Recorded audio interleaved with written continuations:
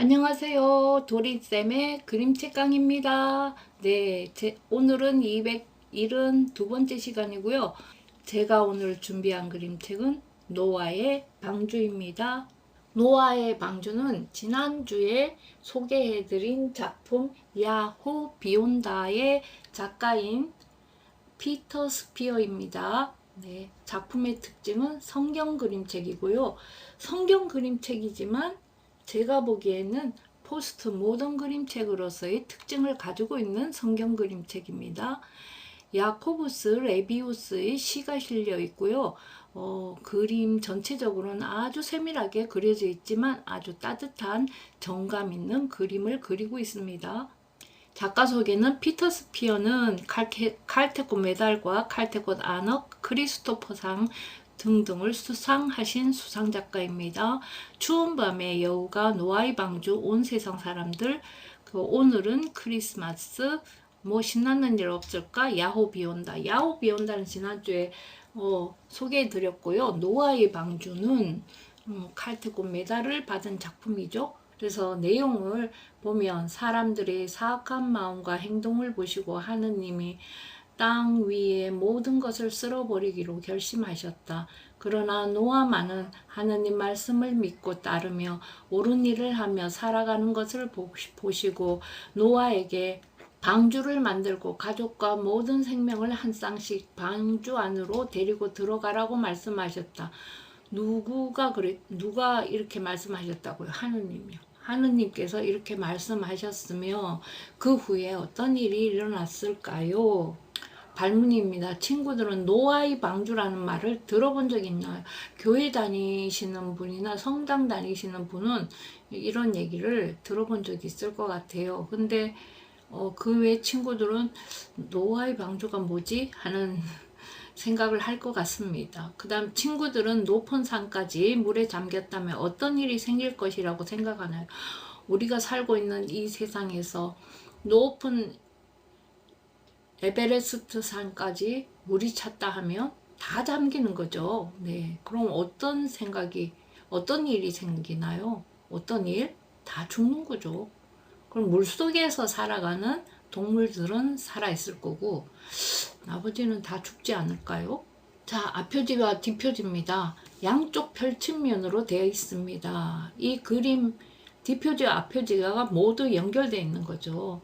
물이 이렇게 막 넘쳐나니 코끼리들은 물을 빨아들여서 막 쏘고 이러죠. 지금 물에서 사는 짐승들이 이렇게 많이 있고요. 동물들이 이렇게 많이 있고요. 그 다음에 날짐승들, 그 다음에 방주 안에 지금 들짐승들이 있는 모습이 있습니다. 한쪽에는 막 불이 나고 있고요. 그죠? 여기 보면 그러나 노아만은 하느님의 마음에 들었단다 이렇게 되어 있습니다. 그런데 그러나 하기 전에 말은 무엇일까요? 세상 사람들이 하느님의 말씀을 믿지 않았고 함께 서로 보살피지 않았고 땅을 돌보지 않았기에 하느님은 땅 위에 살아있는 모든 것을 쓸어내버리기로 결심하였다. 그 다음에 그러나 노아만은 하느님의 마음에 들었단다. 여기가 안면지고 여기서부터 이야기가 시작되는 거예요. 홈페이지와 약표지가 있는데요. 여기 하느님의 말씀에 따라 노아는 방주를 만들었다. 이제 쓸어 버릴 테니까 방주를 만들어서 동물들을 한 쌍씩 방주 안에 넣어라. 이런 말씀이 계시는 거죠. 마침내 방주가 완성되었다. 노아는 모든 살아있는 생물들이 여러 날 먹을 음식을 모았다. 음식을 모으고 언제가 될지 모르지만 여러 날 먹을 수 있는 음식들을 모두 모았습니다. 여기에 야코부스 레비우스의 시가 있습니다. 노아의 방주는 높고 길었고 두텁고 튼튼했고 넓고 단단했지. 배에 오르라 하느님이 말씀하셨고 노아의 온 집안이 배에 올랐지. 소와 양, 토끼와 거위, 여우와 사슴, 고라니와 까마귀, 곰과 스라소니 모두 배에 올랐지. 황새와 개구리, 개와 고양이 원숭이와 달팽이, 담비와 메추라기, 파리와 두더지도 보였고 종달새와 굴뚝새, 닭과 매, 콩새와 솔개도 날아들었지. 크든 작든 착하든 심술궂든 더럽든 깨끗하든 사납든 온순하든 모두 쌍쌍이 전부 공평하게 마른 땅을 걷고 기던 모든 것이 배에서 잠자리를 찾았지. 그러나 나머지 모든 생물은 잘난 것이든 못난 것이든 지은 죄로 말미암아 물가에서 죽음을 맞았지. 용서와 구원의 하느님, 나중에 무트로 이끌어 주셨으니 하느님의 은혜를 찬양하라 하는 시가 있고요. 내용이 없습니다. 그 다음에는 그림만 계속 전개가 되고 있습니다. 큰 짐승들과 작은 짐승, 달팽이와 곤충이 이르기까지 모두 방주 안으로 들어갔다는 얘기가 나오죠. 짐승들은 암수 한 쌍씩 자신들의 거처인 우리에 들어갔죠. 마지막 동물들까지 모두 방주에 들여보내고 노아는 방주의 문을 닫았습니다. 비가 내리기 시작했고 방주에 들어가지 못한 짐승들은 서서히 빗물에 잠겨갔습니다. 배가 이렇게 떠있는 모습을 보면 알잖아요. 여기에 지금 도시가 완전히 잠겼죠. 여기 전에 있던 산하고 이런 게 아주 밑바닥에 있을 정도로 높이 물이 이만큼 쌓였죠. 근데 그거보다 더 높이 이렇게 물이 더 많이 쌓였죠. 네, 그리고 낮은 마을도 도시의 높은 빌딩도 논밭도 높은 산도 물속 깊이 잠겼습니다. 노아와 가족은 방주 안에 있는 동물들을 돌보아 주었죠. 여기서 지금 동물들 돌보는 모습들이 보이죠. 온 세상이 빗물에 잠겼죠. 그래도 비는 계속해서 내렸습니다. 밖의 모습을 보여주다가 또 안의 모습을 보여주다가 이렇게 관점이 바깥, 안 이렇게 막 여러 두 개의 관점이 막 나오고 이런 모습이 나오죠. 여기도 네, 이렇게 동물들이 잘 지내는 각각의 영역에서 그런 모습들이 보입니다. 여기는 망망대해에 이제 노아의 방주가 그렇게 큰 게 이렇게 자그만하게 보입니다. 이거는 비가 계속 내리는 모습이 보이는데요. 40낮 40밤이 지나자 비가 그쳤다. 여기는 비가 오고요.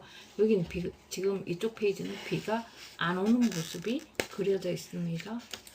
방주 안에 동물들에게 그 사이 새 생명들이, 아기들이 태어나죠. 탄생되었다. 비가 그치자 노아는 바다에서 낚시를 하기도 하였고 바다 동물들도 활발히 살아갔습니다. 노아는 밤에도 잠을 이루지 못하고 고민을 하였어요. 언제 물이 줄어들고 땅이 보일지 고민을 하고 있는 거죠. 올빼미들은 낮에는 모두 이렇게 자고 한 친구만 깨어 있네요. 모두 잠을 자고 밤이 되자 눈을 말똥말똥하게 뜨고 이제 노아의 곁을 지키고 있는 거죠. 방주가 가장 높은 산꼭대기에 멈췄어요. 이 돌산 여기에 돌에 걸려가지고 동물들은 모두 놀랐어요. 이게 움직이지 않고 탁 걸려버리니까 동물들은 휘청거리면서 모두 놀라는 거죠. 이게 약간 기울게 그려져 있잖아요. 노아는 마른 땅이 있는지 알기 위해 까마귀를 날려보냈습니다. 예, 날려보냈죠. 까마귀가 이제 돌아오는 거죠. 밤이 되자 까마귀가 돌아왔습니다. 노아는 비둘기 한 마리를 날려보냈지만 비둘기도 마른 땅을 찾지 못했습니다. 다음에 또 비둘기를 날려보내자 이번에는 비둘기가 올리브 가지를 물어왔습니다. 마침내 땅이 마르기 시작한 것입니다. 그 소식에 가족들과 동물들은 모두 기뻐하였죠. 올리브 향기를 냄새를 모두 맡습니다. 가족들과 동물들은 가판 위로 나와 햇빛을 쐬었습니다. 비만 계속 오느라고 햇빛은 못 쐬다가 이제 비가 그쳐서 햇빛도 쐬고 이런 모습이 보이죠. 그 다음 마침내 땅이 모두 마르고 노아는 방주의 문을 열었고 동물들은 코끼리를 필두로 하여 방주 밖으로 나가기 시작했습니다. 날짐승, 들짐승 모두들 방주 밖으로 나갔습니다. 텅 빈 방주의 내부가 보입니다. 그동안 열심히 살았나봐요. 애완견하고 애완묘하고 얘들은 남아있고요. 나머지 친구들은 다 나가고 없습니다. 제일 늦게 움직이는 달팽이마저도 늦게 거북이 다음에 달팽이하고 늦게 나가고 있습니다. 이제 여기가 뒷면지인데요. 그 이후에 어떻게 되었나? 이제 노아와 가족들은 땅으로 돌아와서 무지개 아래에서 하느님께 제사를 드리며 땅을 가꾸며 열심히 살았습니다 하는 얘기를 끝으로 여기 마지막에 뭐라고? 그리고 노아는 포도나무를 심었단다. 앞에서 한 문장, 그러나 노아만은 하느님의 마음에 들었단다. 그리고 시가 나오고 지금 글자가 그 이후에 나온 글자가 이거예요. 그리고 노아는 포도나무를 심었단다. 이러고 이야기가 끝납니다. 네, 지난주하고 이번 주에 걸쳐서 글 없는 그림책을 보는데요. 너무 이제 피터 스피어가 창의력이 대단한 거예요. 사고가 너무 다양해서 쫓아가기 바쁠 정도로, 그 정도로 글 없는 그림책을 성의껏 너무 창의적으로 그려주셔서 피터 스피어의 작품을 읽는 내내 너무나 행복했습니다.